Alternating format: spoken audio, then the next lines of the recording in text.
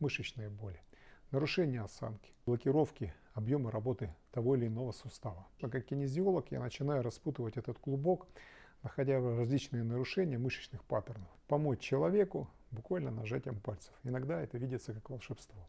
Позволяет найти с помощью специальных техник, назодов, пробников, во-первых, тех, кто у нас незаконно живет, во-вторых, что же с этим делать. Химия, психика и физика организма. Как бы мы их ни называли. Поэтому чем шире те приемы и навыки, которые владеют специалисты в этом вопросе, тем качественнее мы можем оказать услугу.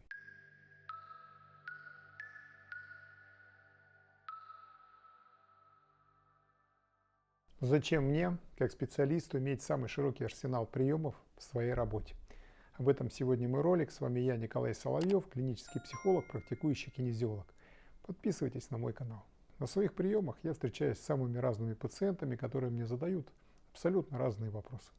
У кого-то эти вопросы связаны с такими вещами, как мышечные боли, нарушение осанки, возможно, какие-то блокировки объема работы того или иного сустава, проблемы того или иного характера, связанные с физическим здоровьем человека. И, конечно, как кинезиолог я начинаю распутывать этот клубок, находя различные нарушения мышечных паттернов. Возможно, это мышцы, суставы, кости, объемы движения в том или ином суставе. Но, как ни странно, это очень часто завязано на такую вещь, как психика человека.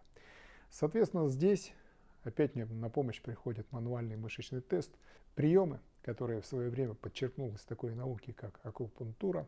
Купирование различных болевых синдромов невозможно без знания акупунктуры, акупрессуры. Да, это тоже я применяю в своей работе, потому что есть соответствующие биологически активные точки, которые помогают очень хорошо это сделать.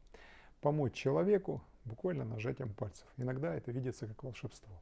Когда мы переходим к такой вещи, как химия организма, наш богатый внутренний мир, как здесь без знаний элементарных основ нашего пищеварения, тех законов, по которым функционирует наше тело, тех или иных приемов санации того большого внутреннего нашего мира, о котором мы даже не подозреваем, точнее, тех жителей этого мира, которые могут нам доставлять большие-большие хлопоты.